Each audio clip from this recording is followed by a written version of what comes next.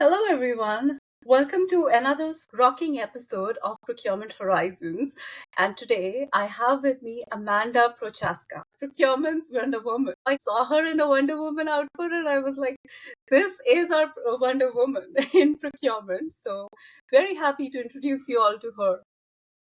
Thank you so much for having me here. I do have a Wonder Woman poster in my office, so it might apply, and I love wearing my Wonder Woman outfit every once in a while. So hopefully we can have a great conversation today and share a little wonder about procurement in general. Yes, looking forward to it, Amanda. And a bit about Amanda. She runs an organization called Wonder Services, where she is the Chief Wonder Officer. No surprises there. And she's also the founder. She's passionate about helping procurement organizations with their digital transformation journey. I also see that she's got a strong inclination towards supporting women leaders. Amanda has got 16 years of experience working across different industries, last one of which was as a VP at MGM Resorts. And before that, she's also worked in a variety of FMCG organizations. So wonderful. Awesome, Amanda. We're finally ready to kickstart this conversation.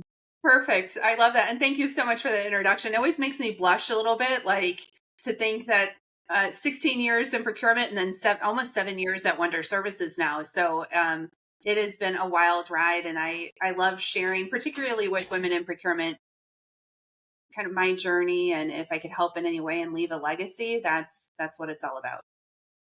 Yeah, that's what's needed. Is we've always had a lot of women in procurement, but now I see is a great opportunity because there's more awareness and women want to grow more in their career, and this is exactly the kind of guidance that can help them. So, from someone who's seen all the different stages of career. So, I'm ready with my first question, Amanda. Okay.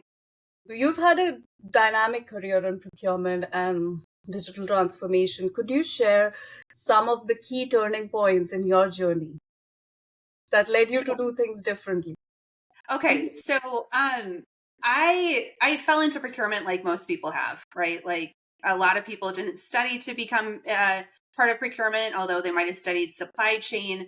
So I kind of fell into it and started off as a buyer. But I think something that really changed my career was saying yes to projects, right? Like, so my first project out of the gate was leading an online booking tool project for travel, right? And that dates me probably quite a bit, but we used to have travel agents for the younger people watching. We used to have travel agents on site, and we moved everyone to an online booking tool.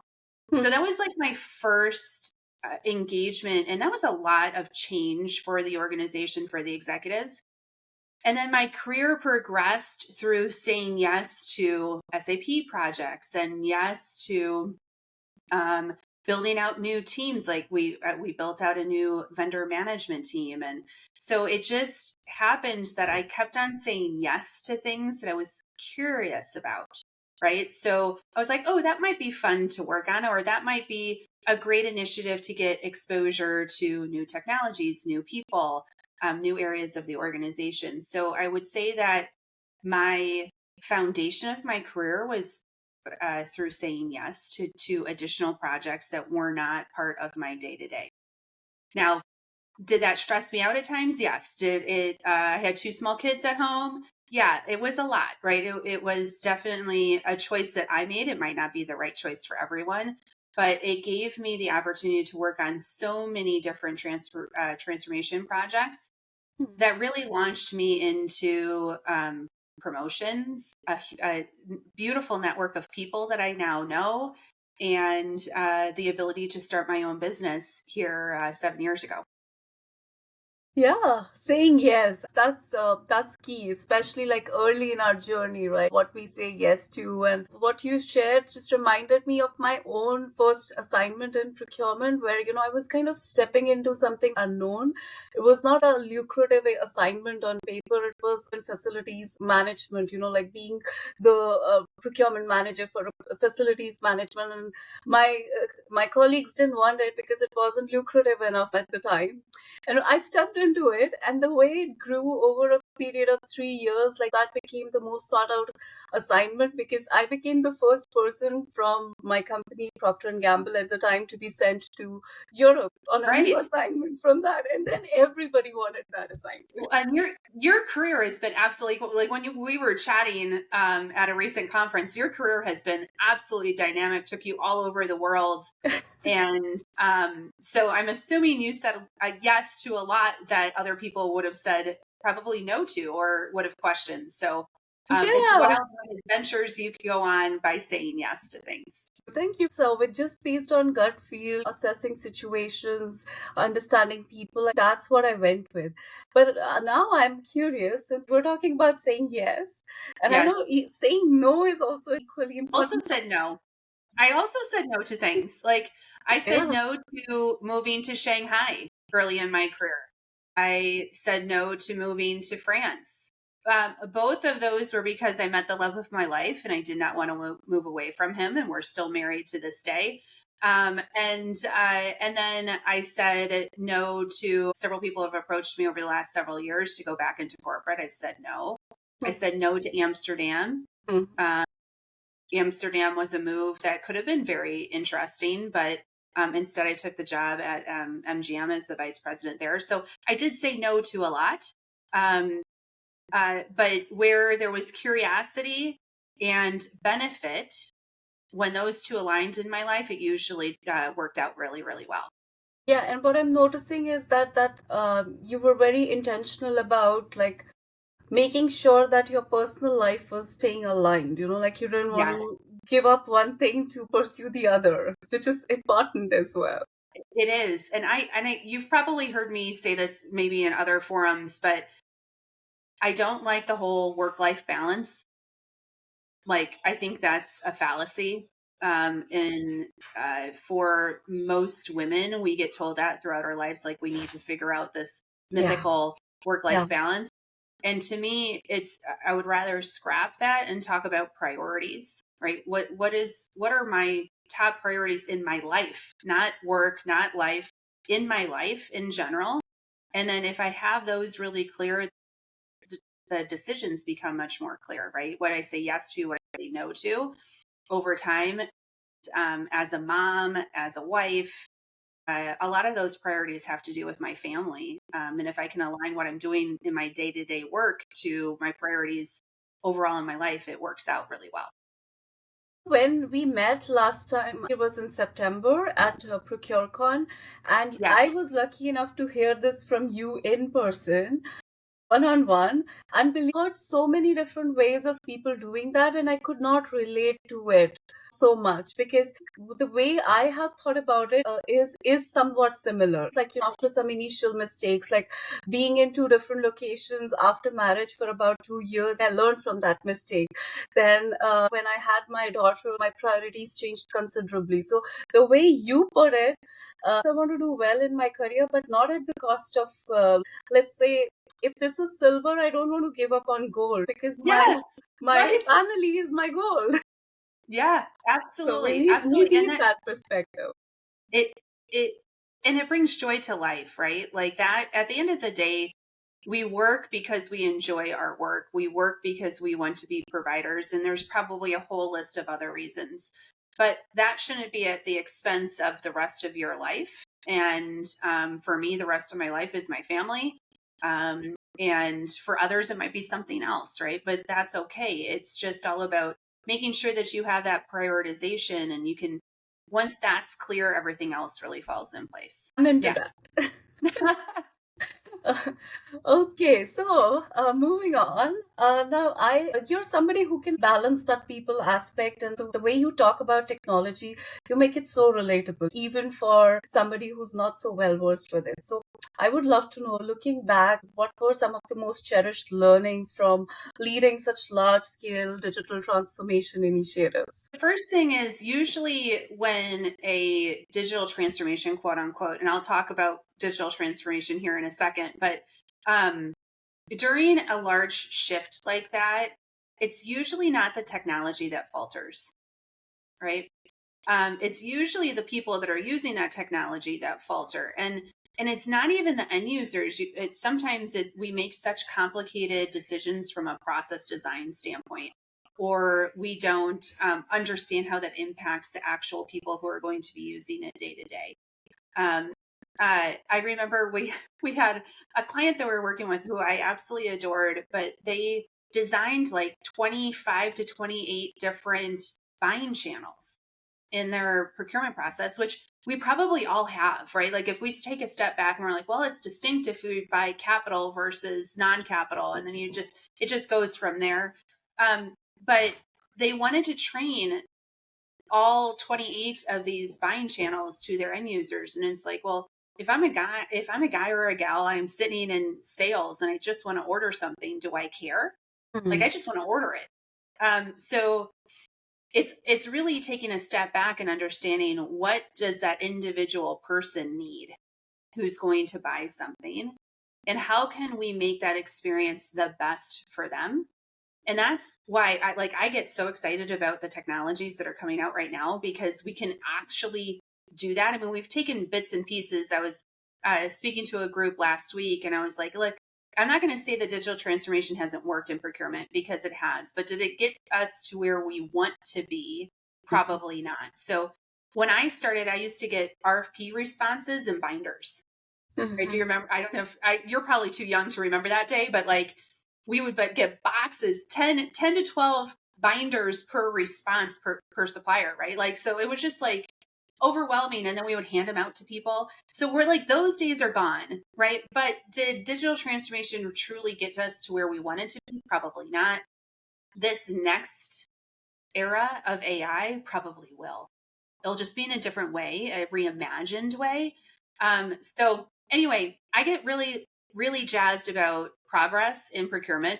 Yeah. But it does come back down to, are we building processes that people can really understand and use day to day without a lot of headache along the way, right? Like that to me is what has been the basis of my career. Trying to put procurement in a way where we can add value, but not be a roadblock to people, or So a important. painful side of the process Yeah. to those in the organization. That's music to my ears. All the things you just said, business outcome from day one, rather than Yes. making it an afterthought and going through setting up something cumbersome and trying to figure out a way later after 20 iterations and 5 years of pain for everyone. So yeah, that's awesome. And then making it all centered on people, that's really the key versus the technology. And I, today, coincidentally, I bookmarked an article that Nico shared, Nico Bach. He was Yes. also a guest on Procurement Horizon some time ago. I love Nico. He's a great friend. I bookmarked that. I'm looking forward to reading that. But Amanda, you used a word just now, which was going through that experience, thinking of the end user. Do you think that that's something that's happening now? Do we do that more of that, or do you think we're still kind of stuck in the way we want to do things? What's your Okay. perspective? Well, so you need to read the article, because the article I just published, for everyone that's watching here, I just published our latest newsletter, and it's about 5 myths of AI in procurement.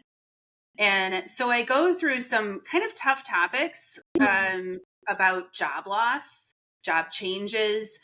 We also talk about governance models, waterfall implementation approaches. Like I told people last week, like if you're implementing something in a waterfall fashion, which is, like Yeah. hey, we're going to design it, we're going to build it, we're going to test Yeah. it, and we're just going to go through those steps.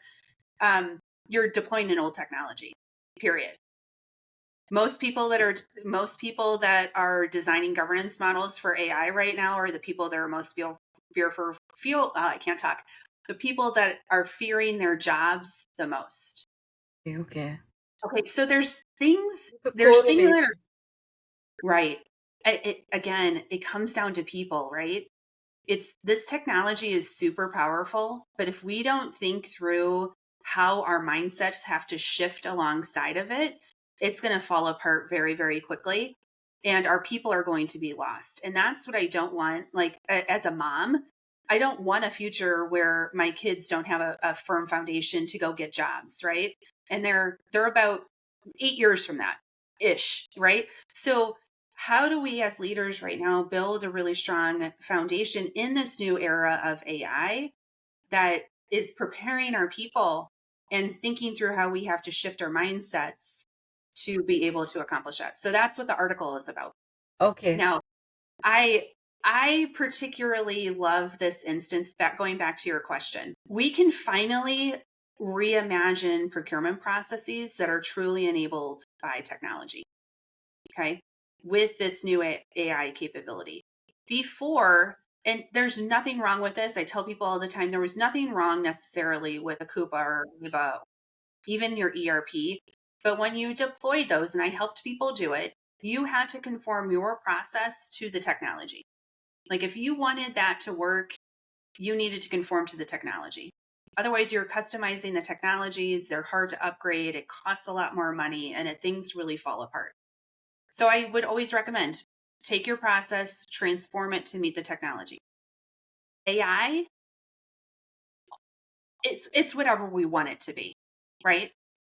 And which is scary. It's daunting because we've been kind of put in a box and we've been using the same procurement processes since 1995, basically. So it's a whole new world. So the exciting part of that is that we can truly transform it to be user centric. Now, the question mark in my mind is, are people actually going to take advantage of the opportunity? Or are we just going to redesign what we know? That's the question mark.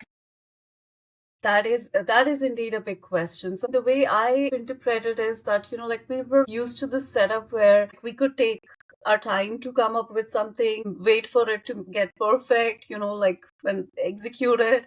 And now it's like a changed approach. Like it's not waterfall, it's like much more agile. Like you are going, like you're executing as you go, right? And like you're customizing, you're understanding, you're experimenting, and like you said, like that roadmap can be infinitely clear at the beginning. People didn't have the tools and resources to get that clarity early on before. Yeah.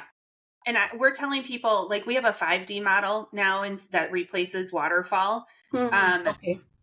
People can move through the first 4 steps of the 5D model in minutes. Like if you're creating an AI agent, we're getting like 100 people on a call this afternoon Yeah. to go through and help them build their first agent. And literally it takes minutes to build the initial one. Now, where it slows down is what we consider the demonstrate phase, where you'll see the initial results and you'll be like, that's not quite right. Can it do this? Can it do that? Can we make some changes, shift here and there? And you do that several times so that it can kind of work up its learning. And then you can deploy it and delight other people by using it on a more mass scale. Those last 2 steps, demonstrate and delight, usually take a little bit longer. But the first ones, you can blow through really, really quickly. So like when I first started, projects were 5 years long, right? The SAP implementations. And then we got to like a year-long project with Ariba, Coupa, et cetera, et cetera. And now we're talking about individuals, not teams of people, individuals that can build an AI agent within a couple of hours. Yeah, that's Isn't true. that, it's insane to even think about, like how quickly things are moving. Yeah, I mean, if you've got this whole Copilot license, you could actually be trying to experiment and come up with your own AI agents. And that's the way to go. That's how you can make your life easier, even your teams. The building blocks are there, and it's way different from what we're used to, right? So here's a suggestion for all the listeners today. Start with something at your home. Because I hear people, they're like, oh, legal doesn't want us to do that, or we're highly regulated, all these excuses inside corporate.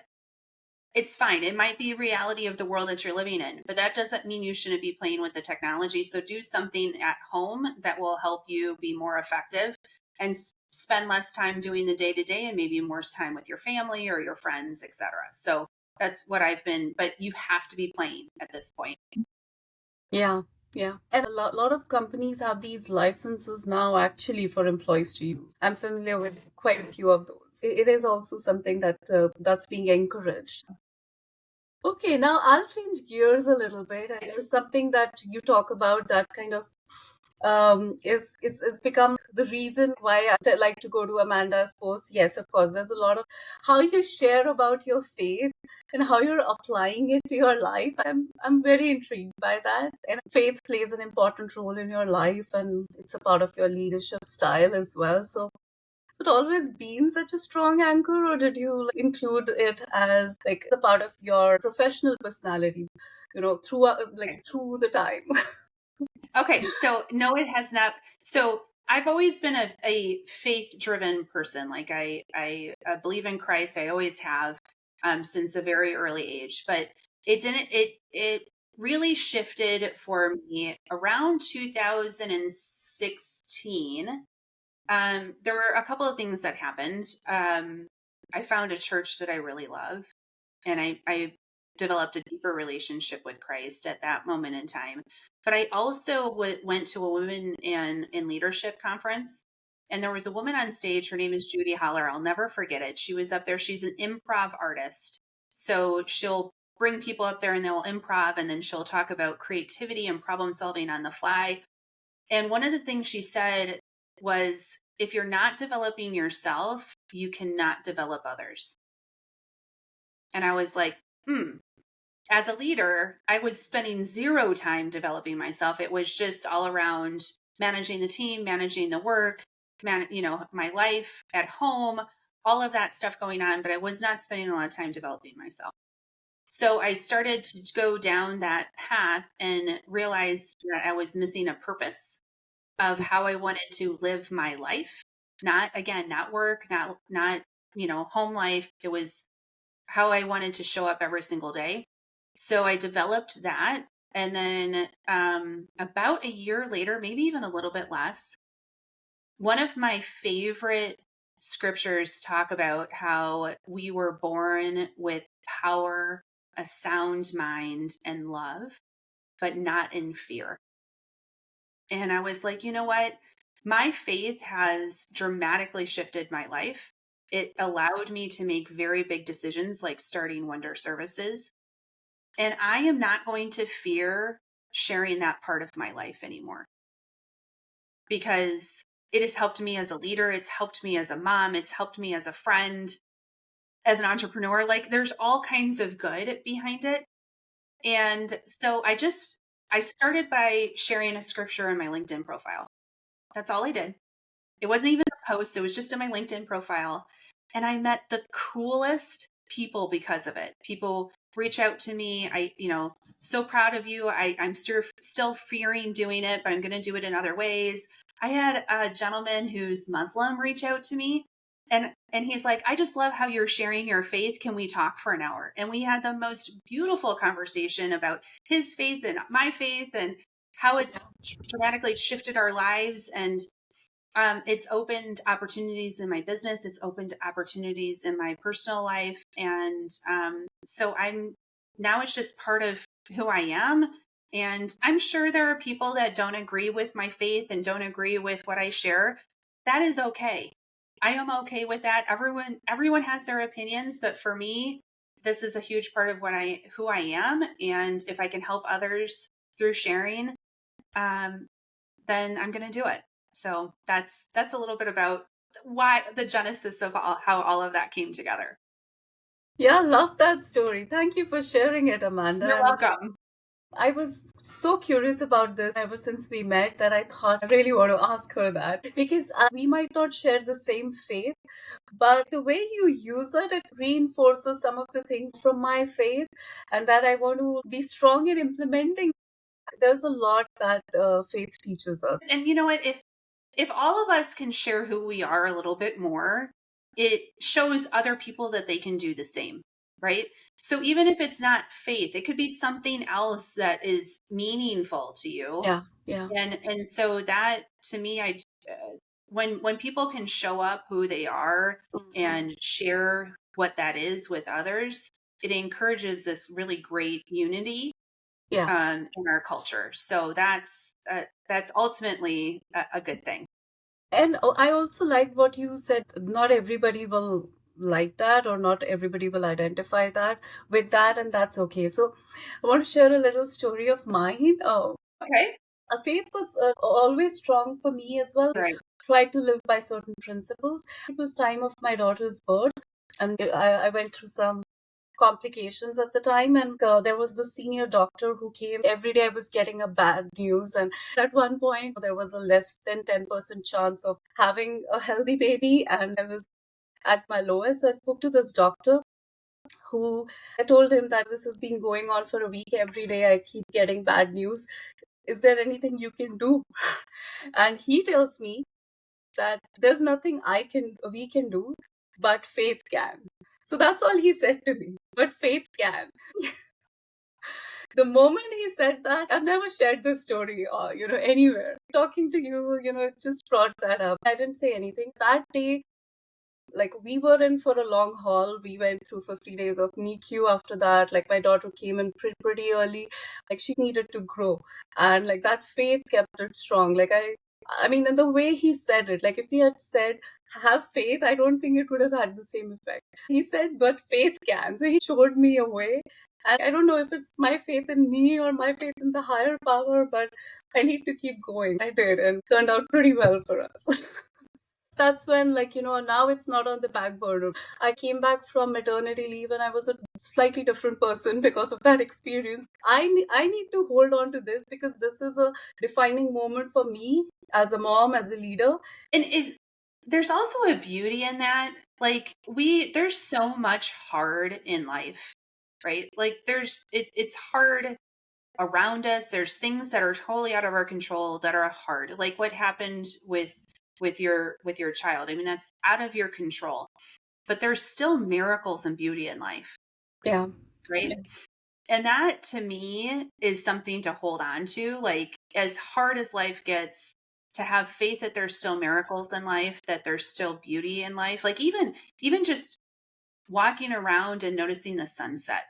So often I don't think we take time to do that. That is a little gift from whoever you believe in, that we can have beautiful sunsets and beautiful sunrises in the morning. And that those little moments of joy, those little moments or big moments of faith, like what you've lived through, do prove that there's still beauty and miracles in life. So I'm so glad that you shared that story. I got a little teary eyed.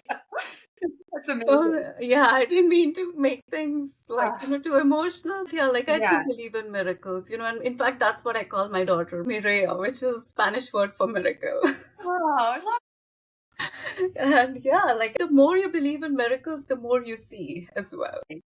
Okay, so let's change gears a little bit again. Defining and living by priorities. I know we were talking about priorities, and I remembered this from our previous conversation. So, what was the process like for you? I'm asking this question because women go through this a lot. We tend to overthink, we try to balance different aspects. How did you go about defining your priorities? What has been the effort to stay true to that?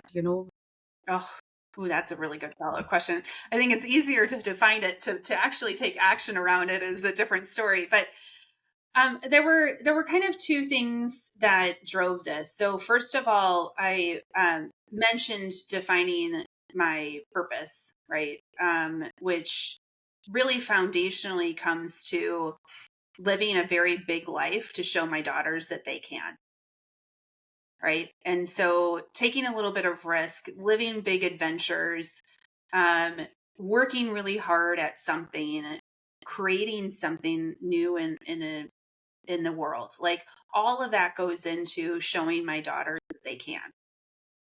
So that was a rooted purpose. And it's grown since then to be expanded beyond my daughters, but it's showing women in procurement around me, people in procurement in general, and even beyond, that kind of same approach to life. So that was a deeply rooted purpose. Now, how does that kind of translate into priorities? I had to go one step deeper, and when I coach women, we go through this exercise of the 7 whys. And if you're familiar with like lean principles, root cause analysis, we go through 7 whys, Yeah. and it's super uncomfortable because people are like, why are you asking why again? Like I already told you the answer. And it's like, no, we have to get down to the root. So, what I ask women to do is do that about why they show up every day the way that they do, right? And you keep on asking those whys until you get to what I call an emotionally connected why. And that's different for everyone. Sometimes it's a bad childhood experience that they want to overcome, or, something that they were told a long time ago that they're either trying to live out or prove wrong. Like there's all kinds of reasons why. But once you get to that emotionally connected why, the the priorities become clearer. Okay. So I had a woman who I was coaching. She was looking for a job. She was like, I'm fine with travel. Like I can travel as much as I need to travel, I will travel. And then we went through her emotionally connected why, and it came out that she wanted to be there for her children, like be there, show up to games, be that supporter, be that cheerleader, always being there. So if they hit something wrong or if they had a big win, she was the first person there. And I was like, how are you going to do that if you're traveling? Like, that's not going to work. So she immediately switched her priorities and started looking for jobs that kept her home. Right? That is not life balance, right? That is true prioritization of what's important to you and making it happen. So that to me, I think everyone should go through that 7 whys. If they want to reach out to me, I can take them through it. I will recommend getting a box of Kleenex tissues and having it with you when you go through the exercise. I think I've only gone through it once where the woman didn't cry, or the person, I shouldn't even just say women, it just in general, because there's been men too. But it is, it should touch you emotionally. And once you do that, then you can say, okay, based off of that, now what are my priorities? And I would not do more than 4 to 5 priorities. You get too much broader than that, it just gets watered down, and there's too many things that are needed in your life. So that's a little Ooh, bit about, yes. yeah. Thank you for that peek into your coaching process. I've Yes. heard of 5 whys. I hadn't heard of 7 whys. Now I'm curious. The example you gave your daughters, like that was the core of how you started uncovering your own why, right? I think that's pretty Yes. similar for me. Like the way I used to think about my career before I became a mom, and the way I think about it, there's a series of steps to do, like before your children can live a better life. And I think you said that at the beginning of the episode to another answer. Like there's so much to do around the world, to get to show them Yeah. that this is how they could be doing it. Yeah. Right. And Oh, ultimately, I want them to have a place of hope, right? yes. Like I want them to have a career that's abundant and a life that's abundant, and for them to have the opportunity to live big lives. And that's up to us right now as leaders to create for those future generations. Yeah, Yeah. absolutely. I mean, if there's no hope, or if they're just like the kind of social media influence that they see, and the kind of let's say even shows and all that they see, the influence that they see in school, everybody's attracted by this fast paced things, which are Mhm. emotionally shocking just to grip you. So yeah, that's why this message is becoming even more important. How It do is. you live the right? So let's talk about empowering women in procurement, a cause that you're also passionate about.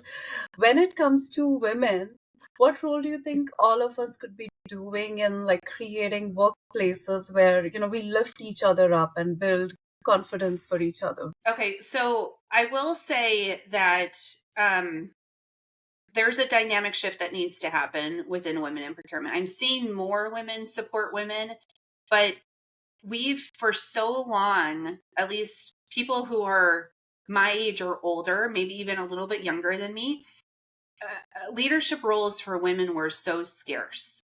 So whether we were consciously knowing this or unconsciously knowing this and behaving this way, every position that was a promotion, every woman who was a colleague was competition, Mhm. right? And so a lot of the behaviors in women in procurement stem from that scarcity. Again, I'm seeing a shift, right, where there's now more parity in procurement, still not perfect. But for women in procurement, a couple of things that I would recommend. If you are going to a conference, I get invited to conferences all the time. I'm sure everyone else listening gets invited or knows of them. If you go, bring a woman colleague or a colleague, it doesn't matter. Bring someone with you. Bring someone up that maybe is not getting invited thus far. So do that first of all. Second of all, be the voice supporting women. And again, this goes broader. It's just being about a good leader, right? But be the person who's supporting others in the room, even if they're not in the room, right?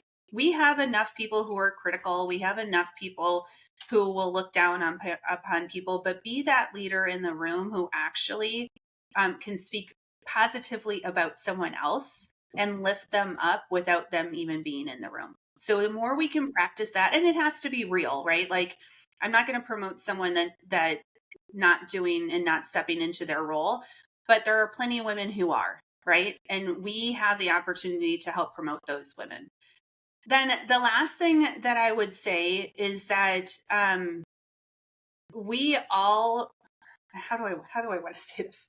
We all have the opportunity to have real conversations with other women. And in the best of intentions, right? It's not but like women who have gone through our careers, anyone that's been in their, even people that are younger in their careers, we all have value to give to someone else, perspective to give to someone else, opportunity to give to someone else. But having those real conversations with other women around, where do they want to be?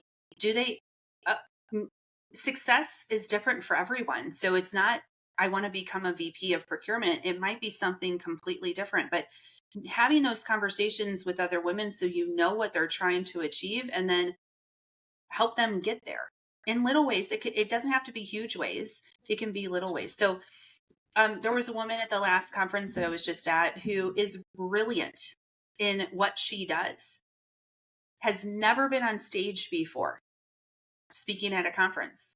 And I was like, you're brilliant at what you do, but she's never gotten the opportunity to speak about it. So I was like, well, okay, well, I'm going to change that right now. So I just brought over the conference organizers. I was like, hello, conference organizer, meet this woman. She's brilliant. She wants to talk at your next conference. And within like a couple of minutes, deal was done and she'll be on the agenda next time. Right. So we all have that kind of impact that we could give someone else if we think creatively around how we can do it. Right.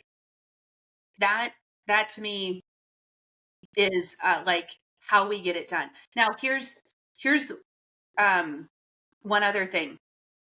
Share our stories. Your story about your daughter, right? Is your daughter? Yeah. Your story about your daughter, by sharing something that was hard that you lived through, there's another woman who's probably watching today or a husband who saw their wife go through it that now can reach out to you, feel like they're not alone. The more that we can share our stories, the more supported other people are. So I know I went on. I have such a passion for this, but if we can help uplift, realize where we're coming from, but then in our own ways, uplift other women, and even men, like whoever, right? If we can do that more often, procurement's going to shine more brightly and everyone wins in the end. So Yeah, that is a beautiful answer, Amanda. Like, starting from that abundance mindset, instead of seeing each other as adversaries competing for the same resources, getting over that mindset, it takes its time. Yes, the mindset shift was driven because I realized that if I do that, I'm not the kind of person I want to be. I don't want to live my life with the scarcity mindset. And we're not competing with anyone for anything. It's our own journey in life. And wherever it takes us. So that's a shift. That's very important. What you said about like having those real conversations. There's the kind of feedback that can help you grow. And if you're not having those real conversations from women who've gone through similar journeys, I think it takes a very long time to kind of even understand what you need to do differently or better, right? And then, yes, the power of sharing stories. And now is not the time we cannot share our stories because there's so many different tools we can use to do that. Oh, 100%. So many different forums. Opportunity is endless to be able Yeah, to do and that. Even if you didn't want your face out there, you just want to create an AI video of your story. Like, it's yeah. out there. Do it. Yeah, and by the way, you are the one who introduced me to the organizers at the last event. So yeah, I have you to thank for it because we were also discussing. I mean, those. I always think about life in 1 degree directions. Like if as an airplane, if you're flying an airplane and you change the coordinates by 1 degrees, you're going to end up in a completely different location.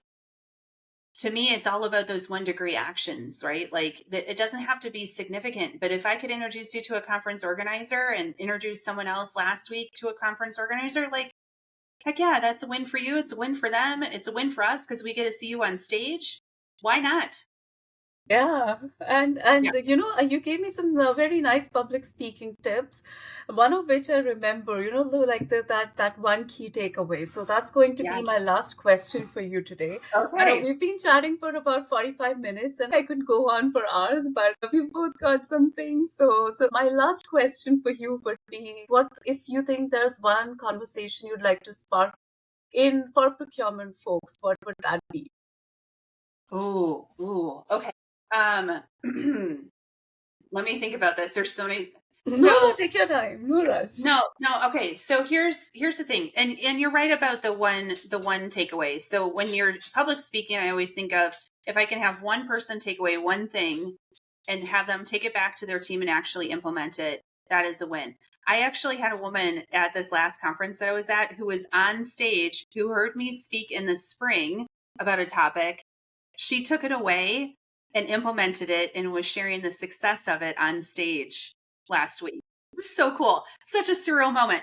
But here's to answer your question. The one takeaway that I would love for everyone to well, I hope they get more than one, but at least the one that, that I would like them to take away from this conversation is if you're not starting to play with AI, you need to be. Okay. And I know we covered a lot of ground in this conversation about faith and priorities, family, etc. But the AI era is coming very, very quickly. More quickly than I think anything in our lives have ever been. And it is a dramatic shift in how we show up day to day. AI will create a dramatic shift. Okay. So when we think about how do we adapt, how do we prepare our teams, how do we prepare our organizations, we need to start understanding the technology very, very quickly. And it does not take a lot. But if you're not doing that today, you're doing a disservice to everyone around you, including yourself. So go out and play. All you have to do is play. You don't have to be perfect. You just want to, now is the time for exploration. It's like the new frontier. We get a journey across the sea, like the old time pioneers used to. It is a whole new world, but we're here in this moment. We are the leaders that need to prepare for this. And so my one takeaway would be, please go out and play, because you owe it to yourself, your teams, your families, etc., to do so. Yeah, that's again a great answer. And I know we covered so much ground in this conversation. It was very interesting talking about technology, talking about faith, talking about priorities. So yeah, and I totally agree. This AI space, I think we've all got to experiment, explore, and this is the right time. And this is also a great opportunity for people who It is choose to see it that way. Yeah. 100%. Awesome. So thank you so much, Amanda. This has been such a pleasure to have you share all your wisdom. Look forward to having another conversation with you soon. Absolutely. And I just, again, thank you so much for the invite. It was such a pleasure to meet you in person just recently at the conference. And I hope we get many more opportunities to chat.